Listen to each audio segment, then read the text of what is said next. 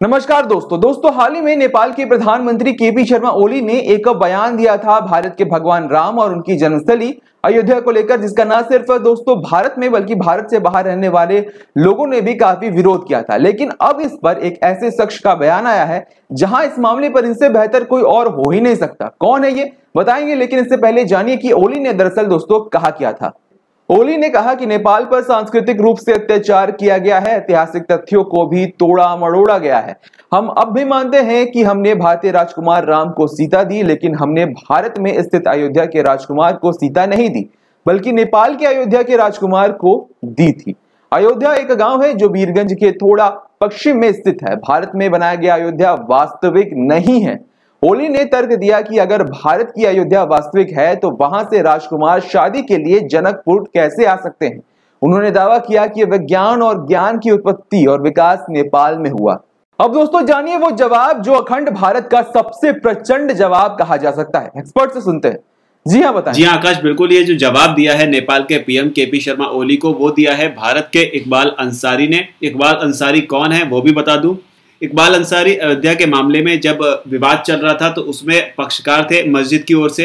अब उन्होंने केपी शर्मा को उनके उस बयान पर जवाब देते हुए कहा है कि अयोध्या का सम्मान सारी दुनिया के लोग करते हैं, जो आज से नहीं बल्कि पुरातन सभ्यता से चला आ रहा है। ये इकबाल अंसारी का बयान है। उन्होंने साथ ही ये भी कहा कि अयोध्या धर्म की नगरी है और यहाँ पर सभी धर्म व जाति के देवी देवता विराजमान हैं। इकबाल अंसारी का बयान इसलिए भी अहम हो जाता है क्योंकि वो हिंदू धर्म के नहीं है, लेकिन बावजूद इसके इस विवादित मसले में बाबरी की ओर से पक्षकार होने के बावजूद भी उनको ये बात इतनी ज्यादा बुरी लगी। इकबाल अंसारी आकाश यहीं पर नहीं रुके। उन्होंने आगे ये कहा कि अयोध्या का जो महत्व है वो नेपाल के प्रधानमंत्री नहीं जानते हैं। अयोध्या में भगवान राम के साथ हनुमान जी भी विराजमान है। अगर अब हनुमान जी को गुस्सा आ गया तो नेपाल का पता भी नहीं चलेगा कि वो कहां चला गया। तो ये इकबाल अंसारी का बयान है। इकबाल अंसारी आकाश इस मामले पर इतना ज्यादा नाराज थे कि वो आगे भी लगातार इस मामले पर बोलते चले गए। उन्होंने सीधे केपी शर्मा ओली पर निशाना साधते हुए कहा कि उन्हें अपने धर्म के बारे में ही नहीं पता है और नेपाल में लगातार हिंदू विरोधी काम जो है वो किए जा रहे हैं। उन्होंने साथ ही ये भी कहा कि नेपाल के जो प्रधानमंत्री हैं वो अयोध्या के बारे में नहीं जानते, वो कभी अयोध्या घूमने नहीं आए, और अगर वो कभी आए होते तो उन्हें ये जरूर मालूम हो जाता कि यहाँ पर देवताओं का वास है और भगवान श्री राम और अयोध्या के बारे में गलत कहने का अंजाम जो है वो बहुत बुरा होगा।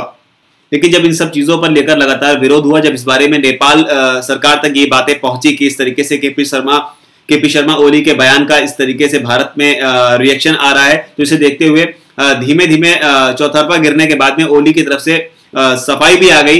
नेपाल की तरफ से ये कहा गया कि जो प्रधानमंत्री ओली का जो बयान था वो किसी की जो भावनाएं थी उन्हें आहत करने के लिए नहीं था। उनके इस बयान को किसी राजनीतिक विषय से जोड़कर नहीं देखा जाना चाहिए।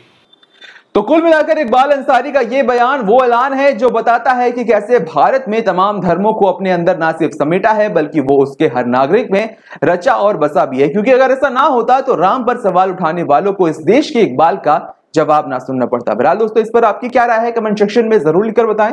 इस वीडियो को लाइक करें, शेयर करें और हमारे चैनल DHFF अड्डा को सब्सक्राइब करना ना भूलें। नमस्कार।